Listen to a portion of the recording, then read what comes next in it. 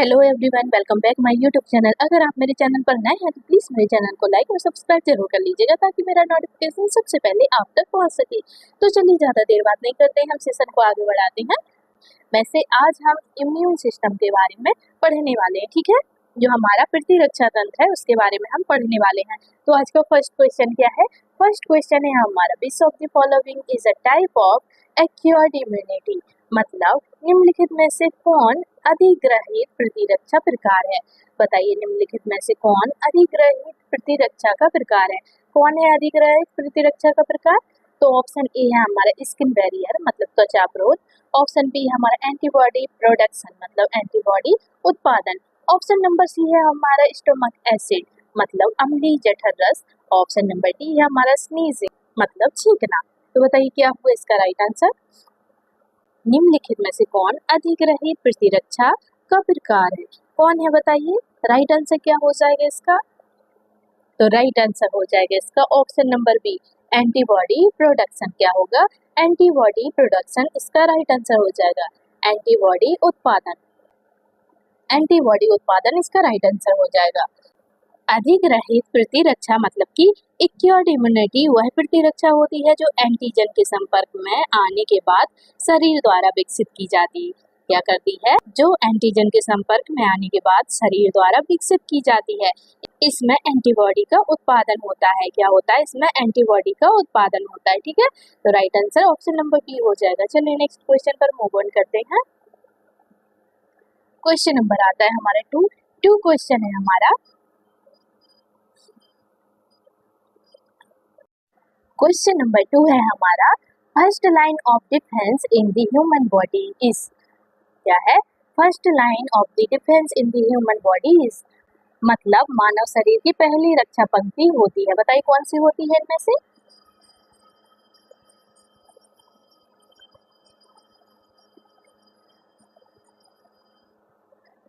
मानव शरीर की पहली रक्षा पंक्ति होती है, कौन सी होती है इनमें से बताइए? तो ऑप्शन ए है हमारा एंटीबॉडीज मतलब प्रतिरक्षी। ऑप्शन बी है हमारा स्किन एंड म्यूकस मेम्ब्रेन्स मतलब त्वचा और श्लेष्म झिल्ली। ऑप्शन सी है हमारा बी लिम्फोसाइट्स। ऑप्शन डी है हमारा मैक्रोफेजेस। तो बताइए राइट आंसर क्या हुआ इसका? राइट आंसर क्या हो जाएगा इसका बताइए? तो राइट आंसर हो जाएगा इसका ऑप्शन नंबर बी। क्या हो जाएगा? ऑप्शन नंबर बी हो जाएगा इसका करेक्ट आंसर, ठीक है। स्किन एंड म्यूकस मेम्ब्रेन्स क्या होगा? स्किन एंड म्यूकस मेम्ब्रेन्स इसका राइट आंसर हो जाएगा मतलब त्वचा और श्लेष्म झिल्ली। मानव शरीर की पहली रक्षा पंक्ति है त्वचा और श्लेष्म झिल्ली, ठीक है। त्वचा और श्लेष्म झिल्ली इसका राइट आंसर हो जाएगा। ये क्या करती हैं? ये शरीर की प्रथम रक्षा पंक्ति है। क्या है? ये शरीर की, हमारे शरीर की प्रथम प्रतिरक्षा पंक्ति है जो रोगाणुओं से शरीर में प्रवेश करने से रोकती हैं। क्या करती हैं? जो रोगाणुओं को शरीर में प्रवेश करने से रोकती हैं। त्वचा और श्लेष्म झिल्ली रोगाणुओं को शरीर में प्रवेश करने से रोकती हैं। तो राइट आंसर हो जाएगा ऑप्शन नंबर बी। चलिए नेक्स्ट क्वेश्चन पर मूव ऑन करते हैं। क्वेश्चन नंबर आता है हमारा थ्री क्वेश्चन है हमारा, which cell is responsible for producing antibodies. मतलब कौन सी कोशिका एंटीबॉडी का उत्पादन करती है? बताइए इनमें से कौन सी कोशिका है जो एंटीबॉडी का उत्पादन करती है? ऑप्शन ए है टी सेल्स, ऑप्शन बी है बी सेल्स, ऑप्शन सी है प्लेटलेट्स, ऑप्शन डी है आरबीसी। तो बताइए कौन सी सेल है इनमें से जो एंटीबॉडी का उत्पादन करती है? कौन सी सेल है, कौन सी कोशिका है? राइट आंसर क्या होगा इसका? तो राइट आंसर हो जाएगा इसका ऑप्शन नंबर बी। क्या हो जाएगा? ऑप्शन नंबर बी हो जाएगा इसका करेक्ट आंसर। क्या हो जाएगा? ऑप्शन नंबर बी मतलब कि बी कोशिकाएं, बी सेल्स इसका राइट आंसर हो जाएगा। B cells, B lymphocytes antibody बनाती हैं। क्या करती हैं? बी लिम्फोसाइट्स एंटीबॉडी बनाती हैं जो रोग जनकों के खिलाफ काम करती हैं। क्या करती हैं? जो रोग जनकों के खिलाफ काम करती हैं। यह ह्यूमरल इम्यूनिटी का हिस्सा है। बी सेल्स ह्यूमरल इम्यूनिटी का हिस्सा है। ओके, चलिए नेक्स्ट क्वेश्चन पर मूव ऑन करते हैं। क्वेश्चन नंबर आता है फोर क्वेश्चन है हमारा, नेचुरल किलर सेल्स डिस्ट्रॉय। बताइए नेचुरल किलर सेल्स डिस्ट्रॉय मतलब प्राकृतिक हत्यारा कोशिकाएं किसे नष्ट करती हैं? बताइए प्राकृतिक हत्यारा कोशिकाएं किसे नष्ट करती हैं? राइट आंसर क्या होगा? तो चलिए पहले ऑप्शन देख लेते हैं हम। ऑप्शन ए है हमारा वायरसेस मतलब विषाणु, ऑप्शन बी है ट्यूमर सेल्स मतलब ट्यूमर कोशिकाएं, ऑप्शन बी हमारा both A and B, option D हमारा बैक्टीरिया। तो राइट आंसर क्या हुआ इसका? क्वेश्चन नंबर 4 का राइट आंसर क्या हो जाएगा? तो राइट आंसर हो जाएगा इसका ऑप्शन नंबर सी। क्या हो जाएगा? ऑप्शन नंबर सी हो जाएगा इसका right answer. Both A and B, क्या ए और बी दोनों इसका राइट आंसर होगा, ठीक है। ए और बी दोनों इसके राइट आंसर हो जाएंगे। विषाणु और ट्यूमर कोशिकाएं, क्या है? विषाणु और ट्यूमर कोशिकाएं इसका राइट आंसर हो जाएगा, ठीक है। Viruses and tumour cells, natural killer कोशिकाएं जो होती हैं वायरस संक्रमित कोशिकाएं और कैंसर कोशिकाओं को पहचान कर नष्ट करती हैं। क्या करती हैं? नेचुरल किलर कोशिकाएं वायरस संक्रमित कोशिकाएं और कैंसर कोशिकाओं को पहचान कर नष्ट करती हैं, ठीक है। तो राइट आंसर लगा लीजिए ऑप्शन नंबर सी। चलिए नेक्स्ट क्वेश्चन पर मूव ऑन करते हैं। क्वेश्चन नंबर आता है हमारा 5। क्वेश्चन है हमारा, which organ produced T lymphocytes, क्या है? Which organ produces T lymphocytes मतलब कौन सा अंग टी लिम्फोसाइट्स उत्पन्न करता है? बताइए इनमें से कौन सा अंग है जो टी लिम्फोसाइट्स उत्पन्न करता है? तो ऑप्शन ए है स्प्लीन मतलब प्लीहा, ऑप्शन बी है हमारा थाइमस, ऑप्शन सी है लीवर, ऑप्शन नंबर डी हमारा बोन मैरो अस्थि मज्जा मतलब। तो बताइए राइट आंसर क्या होगा इसका? कौन सा अंग टी लिम्फोसाइट्स उत्पन्न करता है? कौन सा अंग टी लिम्फोसाइट्स उत्पन्न करता है बताइए? तो राइट आंसर हो जाएगा इसका ऑप्शन नंबर बी। क्या हो जाएगा? ऑप्शन नंबर बी हो जाएगा इसका करेक्ट आंसर, थाइमस। थाइमस अंग टी लिम्फोसाइट्स को उत्पन्न करता है, ठीक है। थाइमस टी लिम्फोसाइट्स को उत्पन्न करता है। टी कोशिकाएं थाइमस ग्रंथि में परिपक्व होती है, क्या होती है? परिपक्व होती हैं टी कोशिकाएं, और जो विशेष रूप से बचपन में सक्रिय होती हैं। टी कोशिकाएं थाइमस ग्रंथि में परिपक्व होती हैं जो विशेष रूप से बचपन में सक्रिय होती, बचपन में होती, ठीक है। तो right answer option number B हो जाएगा। चलिए नेक्स्ट क्वेश्चन पर आते हैं। क्वेश्चन नंबर आता है 6 क्वेश्चन है हमारा, एंटीजन्स आर मतलब एंटीजन क्या होते हैं? बताइए एंटीजन क्या होते हैं? तो ऑप्शन ए है बॉडीज ऑन प्रोटीन्स मतलब शरीर के अपने प्रोटीन, ऑप्शन बी है हमारा फॉरेन सब्सटेंसेस मतलब बाहरी पदार्थ, option number C hormones, option number D हमारा एंजाइम्स। तो बताइए क्या हुआ इसका राइट आंसर? एंटीजन क्या होते हैं? एंटीजन होते हैं बाहरी पदार्थ, क्या होते हैं? बाहरी पदार्थ होते हैं एंटीजन, ठीक है। फॉरेन सब्सटेंसेस क्या होगा? फॉरेन सब्सटेंसेस इसका राइट आंसर हो जाएगा। बाहरी पदार्थ होते हैं। एंटीजन वे पदार्थ होते हैं जो शरीर में प्रवेश कर प्रतिरक्षा प्रक्रिया को प्रेरित करते हैं। क्या करते हैं? क्या करते हैं? एंटीजन वे पदार्थ होते हैं जो शरीर में प्रवेश कर प्रतिरक्षा प्रतिक्रिया को प्रेरित करते हैं, ठीक है। तो राइट आंसर हो जाएगा ऑप्शन नंबर बी। चलिए नेक्स्ट क्वेश्चन पर आते हैं। क्वेश्चन नंबर आता है 7 क्वेश्चन है हमारा, inflammation is a part of, क्या है? Inflammation is a part of मतलब सूजन किसका हिस्सा है? बताइए सूजन किसका हिस्सा है? तो ऑप्शन ए है स्पेसिफिक इम्यूनिटी मतलब विशिष्ट प्रतिरक्षा, ऑप्शन बी है इनेट इम्यूनिटी मतलब जन्मजात प्रतिरक्षा, ऑप्शन सी है एडेप्टिव इम्यूनिटी मतलब अनुकूलित प्रतिक्रिया, ऑप्शन डी है एक्योर्ड एलर्जी मतलब अधिग्रहित एलर्जी। तो बताइए सूजन किसका हिस्सा है इनमें से? राइट आंसर क्या होगा? तो राइट आंसर हो जाएगा इसका ऑप्शन नंबर बी। क्या हो जाएगा? ऑप्शन नंबर बी हो जाएगा इसका राइट आंसर, ठीक है। जन्मजात प्रतिरक्षा क्या होगा? जन्मजात प्रतिरक्षा मतलब इनेट इम्यूनिटी इसका राइट आंसर हो जाएगा, ठीक है। इनेट इम्यूनिटी मतलब जन्मजात प्रतिरक्षा। जन्मजात प्रतिरक्षा सूजन शरीर की प्राकृतिक गैर विशिष्ट प्रतिक्रिया होती है। क्या होती है? सूजन शरीर की प्राकृतिक गैर विशिष्ट प्रतिक्रिया होती है। यह किसी भी संक्रमण या चोट पर तुरंत हो जाती है। क्या होती है? यह किसी भी संक्रमण या चोट पर तुरंत हो जाती है, ठीक है। तुरंत हो जाती है, अगर चोट लग जाती है तो सूजन हो जाती है ना आपको।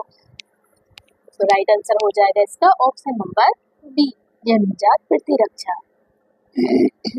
जन्मजात प्रतिरक्षा। चलिए नेक्स्ट क्वेश्चन पर मूव ऑन करते हैं। क्वेश्चन नंबर आता है 8 क्वेश्चन है हमारा, वैक्सीन्स प्रोवाइड मतलब टीके किस प्रकार की प्रतिरक्षा प्रदान करते हैं, बताइए टीके किस प्रकार की प्रतिरक्षा प्रदान करेंगे। तो ऑप्शन ए है हमारा एक्टिव इम्यूनिटी मतलब सक्रिय प्रतिरक्षा, ऑप्शन बी है पैसिव पैसिव इम्यूनिटी मतलब निष्क्रिय प्रतिरक्षा, ऑप्शन सी है नेचुरल इम्यूनिटी मतलब प्राकृतिक प्रतिरक्षा, ऑप्शन डी है आर्टिफिशियल पैसिव इम्यूनिटी मतलब कृत्रिम निष्क्रिय प्रतिरक्षा। तो बताइए राइट आंसर क्या हुआ इसका। टीके किस प्रकार की प्रतिरक्षा प्रदान करते हैं, बताइए क्या करते हैं टीके। राइट आंसर क्या हो जाएगा इसका। तो राइट आंसर हो जाएगा इसका option number A active immunity मतलब सक्रिय प्रतिरक्षा करते हैं। क्या करते हैं, सक्रिय प्रतिरक्षा प्रदान करते हैं टीके। ठीक है, एक्टिव इम्यूनिटी।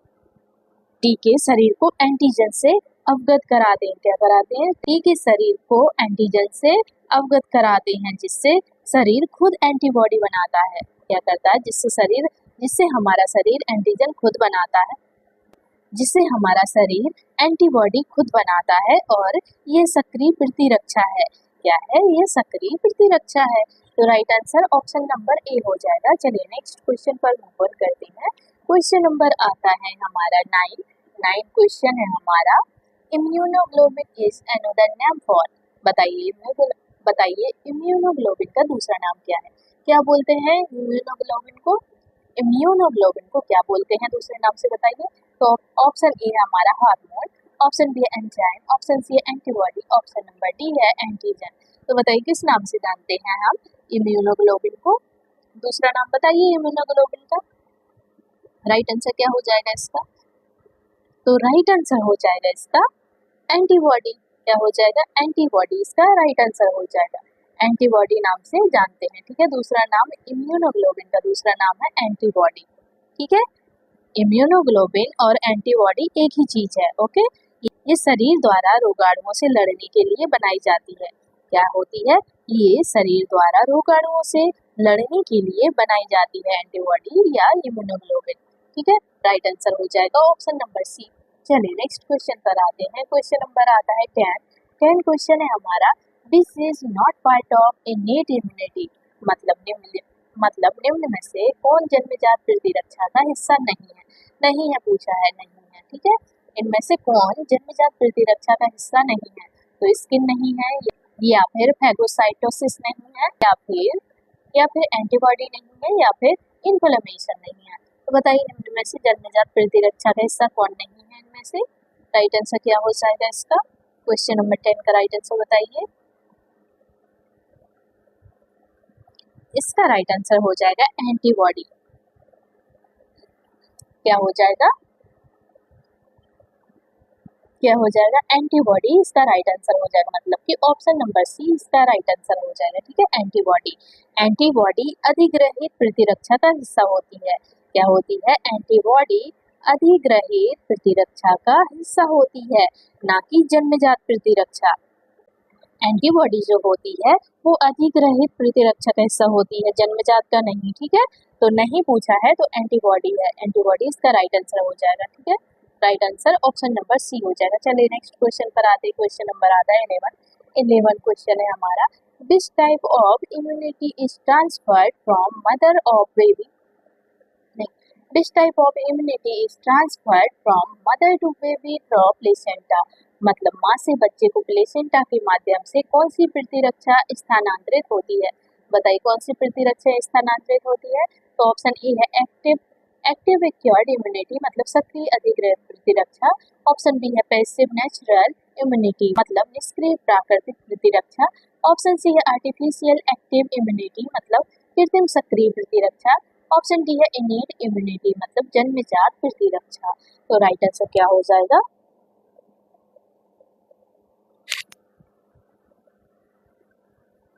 क्वेश्चन नंबर 11 का राइट आंसर बताइए क्या हुआ। तो राइट आंसर हो जाएगा इसका ऑप्शन नंबर बी।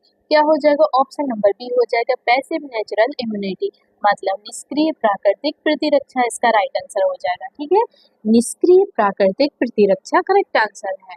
ठीक है, माँ से बच्चे को प्लेसेंटा द्वारा एंटीबॉडी मिलती है। क्या मिलती है? एंटीबॉडी मिलती है। यह निष्क्रिय और प्राकृतिक प्रतिरक्षा होती है। क्या होती है? यह निष्क्रिय और प्राकृतिक प्रतिरक्षा होती है। Right answer option number B हो जाएगा। चलिए नेक्स्ट क्वेश्चन पर आते हैं। क्वेश्चन नंबर आता है हमारा 12 क्वेश्चन है हमारा, बी सेल्स मैच्योर, मतलब बी कोशिकाएं कहाँ परिपक्व होती हैं? बताइए बी कोशिकाएं कहाँ परिपक्व होती हैं? तो ऑप्शन ए है थाइमस, ऑप्शन बी है bone marrow, option number C है हमारा स्प्लीन, ऑप्शन डी है लीवर। तो बताइए कहाँ पर होती है बी सेल्स मैच्योर? कहाँ पर होती है बताइए? राइट आंसर क्या हो जाएगा इसका? तो राइट आंसर हो जाएगा option number B, bone marrow में होती है। कहाँ होती है? बी सेल्स मैच्योर कहाँ होती है? अस्थि मज्जा में होती है, बोन मैरो में होती है। ठीक है, right answer option number B हो जाएगा। बी कोशिकाएं अस्थि मज्जा मतलब कि बोन मैरो में उत्पन्न होती हैं और वही परिपक्व होती मतलब मैच्योर होती हैं। तो right answer option number B. चलिए नेक्स्ट क्वेश्चन पर आते हैं। क्वेश्चन नंबर आता है 13 क्वेश्चन है हमारा, which of the following is an auto immune disease, मतलब निम्नलिखित में से कौन एक स्वप्रतिरक्षी रोग है? बताइए इनमें से कौन एक स्वप्रतिरक्षी रोग है? कौन है बताइए?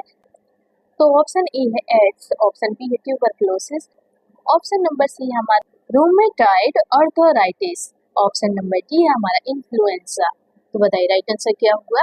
निम्नलिखित में से कौन एक स्वप्रतिरक्षी रोग है? कौन है बताइए? राइट आंसर क्या हो जाएगा इसका? राइट आंसर हो जाएगा इसका ऑप्शन नंबर सी। क्या हो जाएगा? ऑप्शन नंबर सी हो जाएगा इसका करेक्ट आंसर। रोमेटॉइड आर्थराइटिस क्या हो जाएगा? रोमेटॉइड आर्थराइटिस मतलब रोमेटॉइड गठिया हो जाएगा इसका राइट आंसर। ठीक है, रोमेटॉइड यह एक स्वप्रतिरक्षी रोग है। क्या है? यह एक स्वप्रतिरक्षी रोग है जिसमें शरीर की प्रतिरक्षा प्रणाली अपने ही जोड़ की कोशिकाओं पर हमला करती। क्या करती है? जिसमें शरीर की प्रतिरक्षा प्रणाली अपनी ही जोड़ की कोशिकाओं पर हमला करती है, रोमेटॉइड गठिया। ठीक है, राइट आंसर हो जाएगा इसका ऑप्शन नंबर सी। चलिए नेक्स्ट क्वेश्चन पर आते हैं। क्वेश्चन नंबर आता है 14 क्वेश्चन है हमारा, 14 क्वेश्चन है हमारा, HIV प्राइमरीली अफेक्ट्स, मतलब HIV मुख्यतः किसे प्रभावित करता है? बताइए HIV मुख्यतः किसे प्रभावित करता है? ऑप्शन ए है बी सेल्स मतलब बी कोशिकाओं को, ऑप्शन नंबर बी है हमारा टी हेल्पर सेल्स मतलब टी हेल्पर कोशिकाएं, ऑप्शन सी है मैक्रोफेजेस, ऑप्शन नंबर डी है RBC मतलब लाल रक्त कोशिकाएं। तो बताइए HIV मुख्यतः किसे प्रभावित करता है? बताइए किसे प्रभावित करता है HIV? तो HIV करता है हमारी टी हेल्पर कोशिकाओं को, टी हेल्पर कोशिकाओं को प्रभावित करता है। ठीक है, टी हेल्पर सेल्स इसे प्रभावित करता है, टी हेल्पर कोशिकाओं को प्रभावित करता है। HIV वायरस मुख्यतः CD4+ टी हेल्पर कोशिकाओं पर हमला करता है। CD4 ठीक है, CD4+ T cells CD4+ T helper कोशिकाओं पर हमला करता है HIV। ठीक है, HIV वायरस जो होता है मुख्यतः CD4+ टी हेल्पर कोशिकाओं पर हमला करता है जिससे शरीर की प्रतिरक्षा घट जाती है। क्या होती है? जिससे शरीर की प्रतिरक्षा क्षमता घट जाती है। ठीक है, तो ये हमारी टी हेल्पर कोशिकाओं को प्रभावित करता है। चलिए नेक्स्ट क्वेश्चन पर आते हैं। क्वेश्चन नंबर आता है हमारा 15, ये हमारा लास्ट क्वेश्चन है 15 क्वेश्चन में क्या दिया है? Which immunoglobulin is found in breast milk, क्या है? Which immunoglobulin is found in breast milk मतलब माँ के दूध में कौन सा इम्यूनोग्लोबिन पाया जाता है? बताइए इनमें से माँ के दूध में कौन सा इम्यूनोग्लोबिन पाया जाता है? कौन सा पाया जाता है इनमें से बताइए? IgA या IgG या IgM या IgE, बताइए कौन पाया जाता है इनमें से? माँ के दूध में कौन सा इम्यूनोग्लोबिन पाया जाता है बताइए? राइट आंसर क्या हो जाएगा इसका? तो राइट आंसर हो जाएगा इसका ऑप्शन नंबर ए। क्या हो जाएगा? ऑप्शन नंबर ए हो जाएगा इसका राइट आंसर। ठीक है, IgA क्या होता है? IgA इम्यूनोग्लोबिन पाया जाता है माँ के दूध में। ठीक है, याद रख लीजिएगा, ये IMP क्वेश्चन है। ठीक है, IMP में टिक कर लीजिएगा इसको, ये आता है क्वेश्चन। ठीक है, अगर क्वेश्चन में आता है माँ के दूध में कौन सा इम्यूनोग्लोबिन पाया जाता है तो आपको लिख लेना है IgA। IgA माँ के दूध में पाया जाता है। माँ के दूध में IgA एंटीबॉडी होती है। क्या होती है? माँ के दूध में IgA एंटीबॉडी होती है जो बच्चे को प्रारंभिक प्रतिरक्षा प्रदान करती, क्या करती है? जो बच्चे को प्रारंभिक प्रतिरक्षा प्रदान करती है। ठीक है, IG ये लिख लीजिए राइट आंसर। तो फ्रेंड्स, ये थे हमारे आज के क्वेश्चन। अगर आपको मेरा वीडियो अच्छा लगा हो तो प्लीज़ मेरे वीडियो को like, comment, share and subscribe करना बिल्कुल भी मत भूलिएगा, ताकि मेरा मोटिवेशन बढ़ता रहता है। आपके सब्सक्राइब, आपके लाइक से, आपके कमेंट से मेरा मोटिवेशन बढ़ता है, तो इसलिए मैं भी आपके लिए दोबारा वीडियो बनाने के बारे में सोचती हूँ। अगर आप मुझे मोटिवेट नहीं करेंगे तो मेरा मन भी नहीं करेगा वीडियो बनाने का। ठीक है, तो प्लीज़ मुझे मोटिवेट ज़रूर कीजिएगा, मुझे like, comment, share and subscribe ज़रूर कीजिएगा, ताकि मेरा मोटिवेशन बढ़ता रहे और मैं आपके लिए ऐसे ही वीडियो लाती रहूँ। तो चलिए, मिलते हैं हम आपसे नेक्स्ट वीडियो में। तब तक के लिए आप अपना ख्याल रखिएगा। Okay, bye bye and take care.